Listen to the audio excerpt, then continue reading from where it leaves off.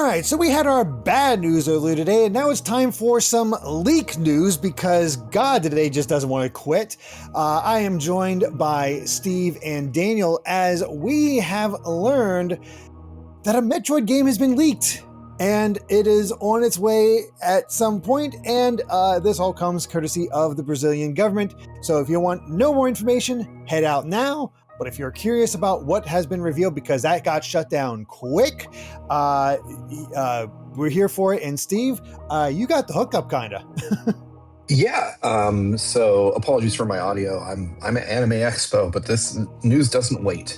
So my sister-in-law happens to natively read Portuguese, which is what all of this documentation is in. Otherwise, we wouldn't know a whole lot. But basically, the gist of this is that a Nintendo of America, so let's be clear, this was filed with the Brazilian government by Nintendo of America. They have filed some regulatory documentation regarding the next Metroid game titled Metroid Ravenous, which is, I mean, there's all kinds of implications there.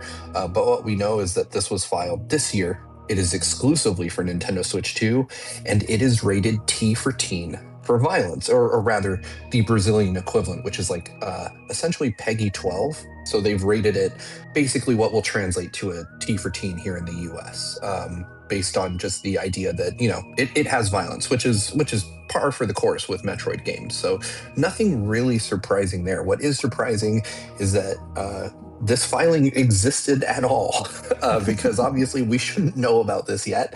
Nintendo has said nothing, and normally with leaks we'd say take this with a fistful of salt, but this is a regulatory filing from NOA. This is not something you can fake. Now, this is all very governmental and official, and it is out there. It's kind of like the ratings board stuff, how a lot of other leaks happen, and it's crazy to me. We just got a title, bam, right out there, and hey, new Metroid coming to Switch 2. Oh, you have my attention. Metroid Dread is my current favorite Metroid game of all time. So yes, how are you going to follow that up? Please tell me. Yeah, this seems like obviously it's extremely out of left field. We don't usually get things like this, although Nintendo leaks have a history of coming from ratings boards, right? Like we had Duck Hunt Dog and a bunch of Smash leaks from the ESRB way back when. This is basically akin to that, but for Brazil. And just the name, Metroid Ravenous, makes me feel like this almost has to be Mercury Steam. It seems like a natural follow-on to Metroid Dread in terms of just titling. Yeah, you know, Nintendo really put a lot of faith in Mercury Steam when they had Metroid Samus Returns, and given their prior record, we weren't sure how that one was going to turn out, but that was excellent, and they got them on to do Metroid Dread, a completely original title, Metroid 5, which we never thought we would see the day for that one. So I wouldn't be surprised if they're on board for this one as well, because they've done just a great job in just understanding how Metroid works, how Samus as a character is. Her characterization in Dread is so well done, and I'm excited to see if they're going to continue, you know, that on with whatever this title becomes. I think there's a lot of potential with this title, and it feels like a follow-up to Dread just with the title Ravenous, because spoilers for the end of Dread, but give you a 5, 4, 3, 2. Okay, that way you can click away.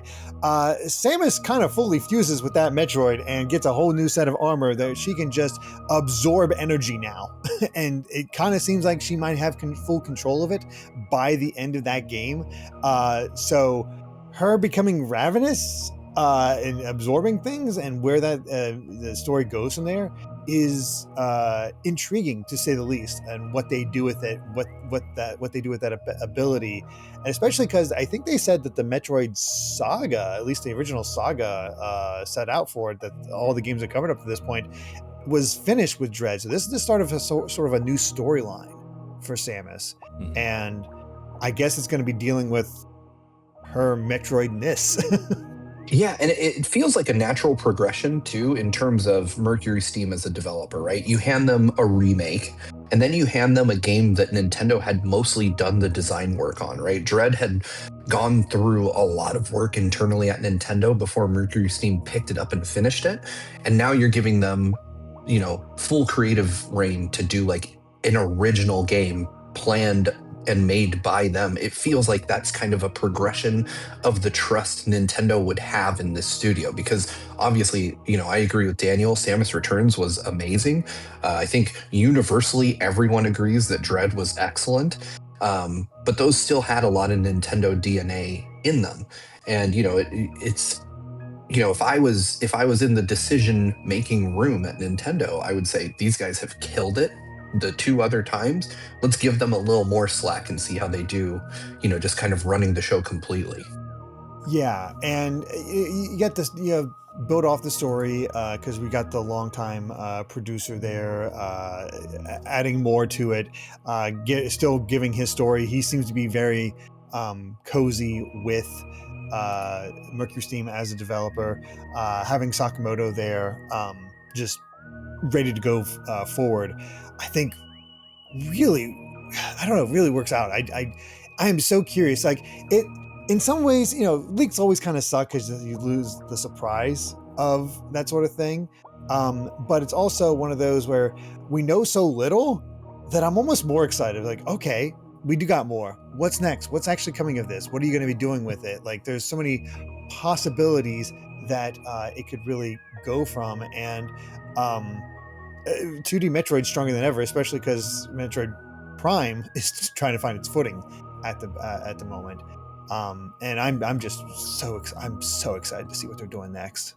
Yeah, it's so nice to see like it's more it's just more exciting to actually see confirmation that something is happening with the series. It's not going to just stagnate again like before.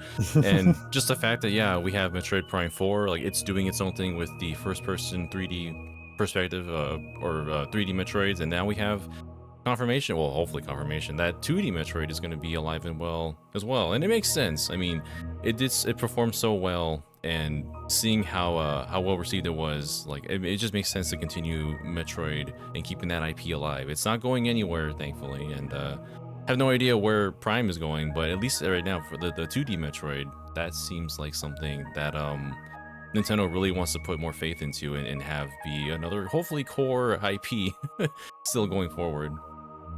Yeah, and to be clear, I mean, we're all assuming that this is 2D Metroid. Obviously, there's nothing to tell us that this is a 2D Metroid. While I firmly agree that that's what it is, there is the extremely outside possibility that it's a 3D Metroid. There's also the possibility that Mercury Steam isn't doing this game. We don't know any of those facts. It feels like the very smart and logical conclusion to say 2D Mercury Steam, but this could be anything. All we have is a title and a rating.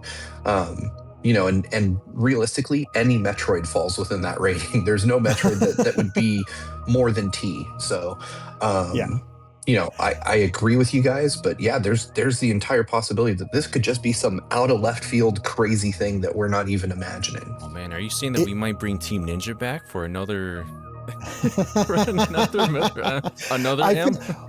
I don't think Team Ninja was the issue there. I think Sakamoto even say himself like sort of where the ambition got in that one. That was kind of all Sakamoto in that case.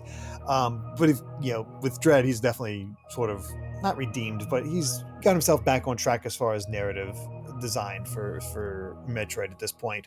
But that being said, even Mercury Steam doing a 3D Metroid isn't that bad of a prospect. They are the ones who did the Lords of Shadow games for Castlevania, and I still put out there that Lords of Shadow 2, barring its unfortunate stealth sections, is probably one of the best Castlevania games out there. It's a lot of fun that just doesn't get a lot of recognition. So to see them be able to sort of tap into that aspect a little bit with Metroid, because Lords of Shadow 2 is a Metroidvania in how it's structured. So seeing him do that with Metroid from a third-person perspective, go the more action bent that Other M had, it actually could work this time. So I think I still prefer 2D, but I'd be very interested to see what they'd attempt with a 3D.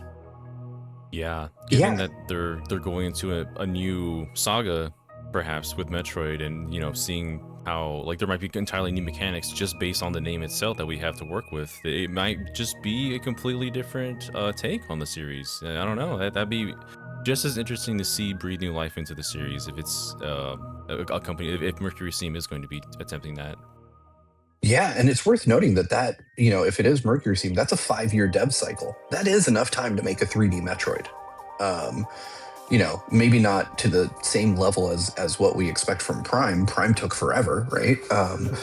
But it's very interesting to see. I do think we're getting a fully 2D Metroid, though. That's what they're good at. I feel like Nintendo has kind of trained them in that respect. I'm more curious what the implications of Ravenous mean. Like, we kind of touched on that earlier, but the idea of maybe like Samus being the threat as opposed to, her dodging and evading the threats could be really interesting, like almost an inversion of the power dynamic in most 2D Metroid games where she is the most terrifying thing in the game as opposed to being the one, subjected to horror. How about this for an idea, Steven? I think you'll maybe like this. Throwback to PS2 Shinobi, where you constantly have to kill or feed in order to keep your character going. That would be cool. Oh, that mechanic is definitely tough and adds loads of pressure, but I could see it working. Like, if you just have a planet that is packed with enemies and it's like, okay, they're not real big threats on their own, but the threat is that you have to constantly consume them to stay alive. And it could be an interesting thing, right? Where she is much more powerful, but the energy drain is massive. And instead of gaining things that make you more powerful, instead you're technically reducing your power, but you're reducing that energy drain so you don't have to feed as much as you get suit upgrades as you go through. That could be a really cool way of turning traditional Metroid mechanics on their head. Yeah, man. You think about I think it's just exciting. This is a total shot in the dark because just from seeing the name, but Ravenous, Ravenbeak, like, is there something lingering? Is there something about Ravenbeak that's lingering in Samus somehow? From, like, I mean, that was like the first person that she absorbed basically all her energy from. So I don't know. Have a Arkham situation where Ravenbeak's taunting her. Oh no! But I'm just excited to see if we see more of that very sick Metroid suit. Is that going to be like a thing that she starts out with in a new Metroid game? I wonder. I don't know. I feel like that's it almost feels like a supersonic situation. You break out in case of emergency. Oh man, like we're doing the whole phase-on suit from Metroid Prime 3. Like it's like a temporary super mode that you can only tap into every now and then. Or else, like, you risk, like, going insane or something. I don't know. Yeah, drains too much. Yeah. I think pulls her own energy from her because Samus is a walking petri dish of just all the DNA across the universe. Oh, man. Do we have any other ideas of what we might hope, expect, or anything like that? Did we have a year for this, Steve? There's no year. However, the document mentions something in reference, and even my sister-in-law couldn't get it to the year, to this year, 2026. But I suspect that was the submission date, not like a proposed release window. Mm-hmm. I can't imagine this comes out in 2026. And the only reason I say that is because it feels like 2026 is absolutely packed from here to the end of the year. You're not going to really want to have Metroid compete with Zelda, for example. Exactly. Like Ocarina of Time is coming out. Gosh, I can't remember if Pokemon is still scheduled for this year, which says a lot about how Winds and Waves is early next year. Winds and Waves is next year. Early next year, I think. Well, I was supposedly early next year.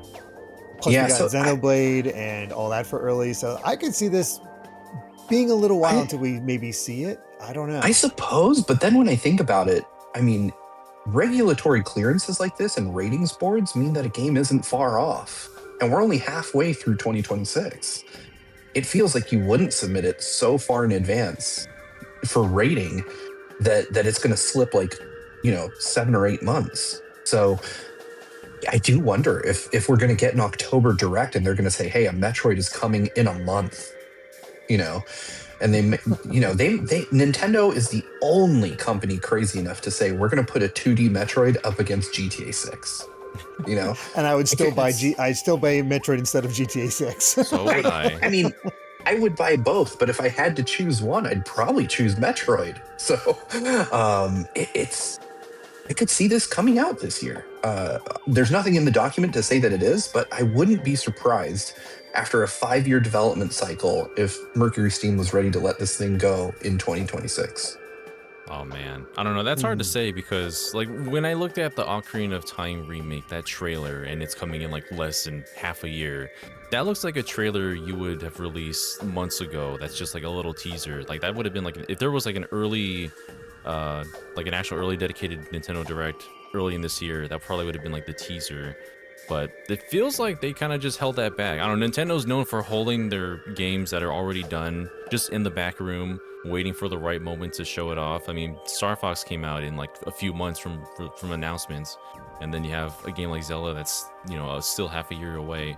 I don't know. I'm thinking 2020 next year, 2027 myself, but I don't know. I agree. I have a feeling it's probably going to be 2027.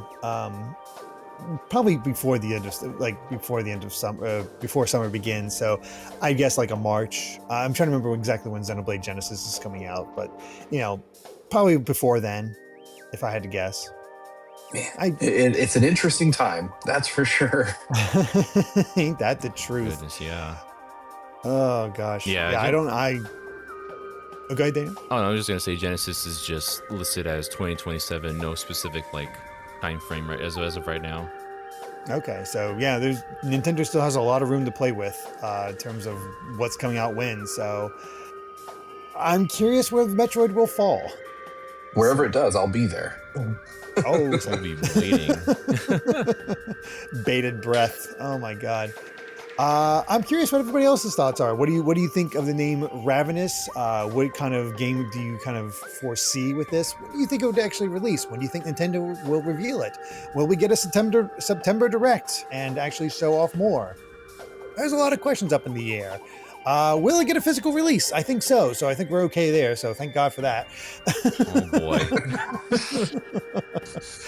Either way, thank you all so much for watching. If you enjoyed this video, please consider subscribing to GVG, hitting the like button, ringing that bell. We also have a Patreon, patreon.com/GVGaming, with plenty of extra perks that you can check out. Help support us. And until next time, bye. Until we See you meet later. again.